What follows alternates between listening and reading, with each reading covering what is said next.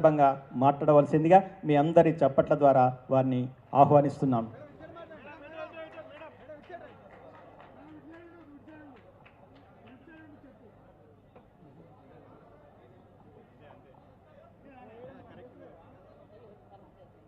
సభకు నమస్కారం.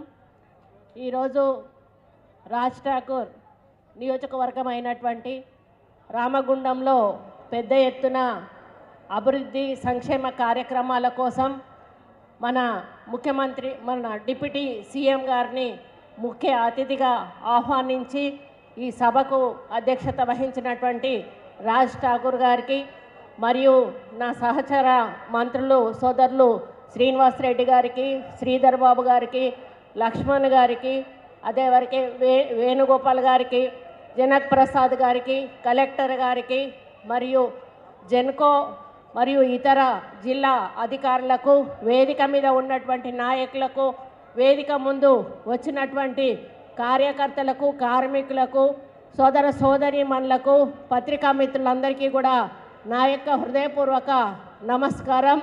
మరి రాజ్ ఠాకూర్ నాకు తమ్ముడు లాంటివాడు, కుటుంబ సభ్యుడు. మరి నాకు వాళ్ళ కుటుంబంతో మరి దాదాపు 30 సంవత్సరాల నుంచి కూడా అనుబంధం ఉంది.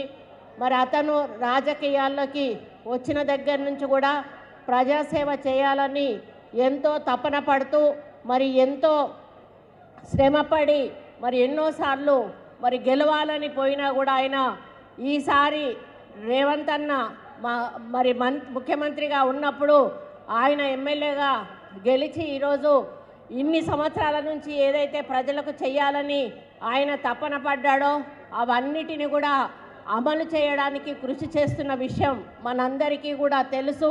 మరి దానికి తోడు శ్రీధర్ అన్న ఆశీర్వాదం ఆయనకు ఉండడం అనేది చాలా అదృష్టం.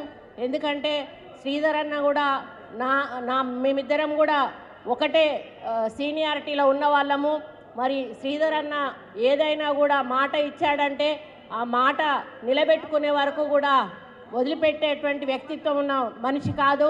మరి అటువంటి మంత్రి దొరకడం మరి మీ జిల్లాకు మరి మీ అదృష్టం అని చెప్పి, అదేవిధంగా మీ ప్రజల అదృష్టం అని చెప్పి కూడా ఈ సందర్భంగా నేను తెలియజేస్తూ ఉన్నాను. ముఖ్యంగా రామగుండం అనేది అంతా కూడా వెనుకబడిన ఏరియా. ఇదంతా కూడా సింగరేణి మరి ఎఫెక్టెడ్, చాలా నిరుపేద కుటుంబాలు, మరి అనారోగ్యాలు, మరి ఇబ్బందులు, కష్టాలు ఇవన్నీ కూడా చాలా పెద్ద ఎత్తున ఇక్కడ ఉంటాయి. మరి రాజశేఖర రెడ్డి గారు ఉన్నప్పుడు వారితో పాటు మరి నేను ఎన్నో చోట్ల తిరిగినప్పుడు మా భూపాల్పల్లి ఏరియాలో కూడా ఆయన ఉన్నప్పుడు పెద్ద ఎత్తున డెవలప్మెంట్ చేయడం జరిగింది. మరి అప్పుడే మీ అందరికీ కూడా వసతులు కల్పించడం కానీ, హాస్పిటళ్ళు కట్టించడం కానీ, మీకు అన్ని రకాల మరి ఇంప్రూవ్మెంట్ ఏదైతే ఉందో ఏదైనా మీకు కావలసిన లబ్ధి చేకూర్చడం కానీ ఆ రోజు నుండే స్టార్ట్ అయింది. అంతకుముందు మరి సింగరేణి కార్మికులు అంటే పెద్దగా పట్టించుకునే వాళ్ళు కాదు. కానీ సింగరేణి కార్మికులు ఈరోజు రాష్ట్రానికి ఒక అసెట్ లాంటి వాళ్ళు. మీరు రాష్ట్రంలో మరి సగం బాధ్యతను మీరు మోస్తున్నారని చెప్పడంలో ఎక్కడా కూడా అతిశయోక్తి లేదు. మరి మీరు ఎక్కల కష్టం ద్వారా ఈరోజు రాష్ట్రానికి మరి రాబడి కూడా తీసుకొస్తున్నారని చెప్పడంలో కూడా అతిశయోక్తి లేదు. అటువంటి మీకు ఈరోజు స్థలాలు ఇవ్వడమే కాదు, మరి ఇండ్లు కూడా ఇచ్చే కార్యక్రమం తప్పకుండా చేయాలని చెప్పి కూడా మరి మా సీనన్నను కోరుతా ఉన్నాను. మరి అదేవిధంగా ఇంకెవరికైతే స్థలాలు లేవో వాళ్లకు కూడా ఇప్పించే కార్యక్రమం కూడా చేయాల్సిన అవసరం ఉందని కూడా ఈ సందర్భంగా మరి వారికి మా రాజ్ ఠాకూర్ తరఫున విజ్ఞప్తి చేస్తూ ఉన్నాను. మరి మన డిప్యూటీ సీఎం గారు ఎట్లాగూ వారు ఎలక్ట్రిసిటీకి సంబంధించిన విషయంలో వారు ఎక్కడా కూడా కాంప్రమైజ్ అవ్వడం లేదు కాబట్టి అది ఎక్కడా కూడా మీకు ఆగకుండా ముందుకు వెళ్ళేటువంటి అవకాశం ఉంటుంది. ముఖ్యంగా మరి సోదరుడు రాజ్ ఠాకూర్ చెప్పినట్టుగా మీడియా మిత్రులను తప్పకుండా ఆదుకోవాల్సిన బాధ్యత మన అందరి మీద ఉంది. ఎందుకంటే కేసీఆర్ ఉన్నప్పుడు వాళ్ళకి ఆశ చూపించాడు ఇండ్లు కట్టిస్తామని, కట్టి లేదు. ఈరోజు మన ప్రభుత్వంలో రేవంత్ అన్న నాయకత్వంలో వాళ్లకు ఇండ్లు కట్టించి మన పేరు నిలబెట్టుకోవాల్సిన బాధ్యత మనకుందని కూడా ఈ సందర్భంగా నేను విజ్ఞప్తి చేస్తూ ఉన్నాను. అదేవిధంగా ట్రాన్స్జెండర్స్ అంటేనే మరి సమాజంలో వాళ్ళను ఒక లాంటి చిన్న చూపు చూస్తారు. కానీ మరి వాళ్ళ గురించి నేను అసెంబ్లీలో మొదట మాట్లాడి మరి వాళ్లకు మంచి చేయాలి, వాళ్లకు పెన్షన్స్ ఇవ్వాలి అని చెప్పి ఆ రోజు నేను టీఆర్ఎస్ గవర్నమెంట్లో ఉన్నప్పుడు వాళ్ళ గురించి మాట్లాడాను. కానీ ఆ రోజు ఆ ప్రభుత్వం పట్టించుకోలేదు. కానీ ఈరోజు మన ప్రభుత్వం వాళ్ళను కూడా మరొక సపరేట్గా గుర్తించి వాళ్లకు కూడా ఈ యొక్క మన వెల్ఫేర్ యాక్టివిటీస్ అందించాల్సిన బాధ్యత తప్పకుండా ఉంది అని చెప్పి కూడా ఈ సందర్భంగా విజ్ఞప్తి చేస్తూ, మరి రాజ్ ఠాకూర్ కొన్ని టెంపుల్స్ గురించి అడిగారు. 3 కోట్లు ఇచ్చాను, ఈ సంవత్సరం నెక్స్ట్ మిగతా 3 కోట్లు ఇస్తాను.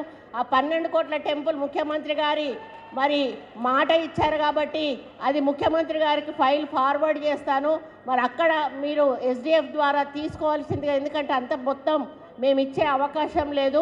మిగతా 3 కోట్లు అయితే 100% నేను ఇస్తాను అని తెలియజేసుకుంటూ, మరి రాబోయే కాలంలో మరి మేమందరం కూడా ఈ నియోజకవర్గ అభివృద్ధికి అండగా ఉంటామని చెప్పి తెలియజేసుకుంటూ, మరి ఇంత మంచి కార్యక్రమాన్ని నిర్వహించి ఇంతమంది మంత్రులను ఒక్క స్టేజ్ మీద కూర్చోబెట్టిన రాజ్ ఠాకూర్ గారికి మరి కంగ్రాచులేషన్స్ చెప్తూ, ఆల్ ది బెస్ట్ చెప్తూ మీ అందరికీ కూడా కృతజ్ఞతలు తెలియజేసుకుంటూ సెలవు తీసుకుంటా ఉన్నాను. జై హింద్.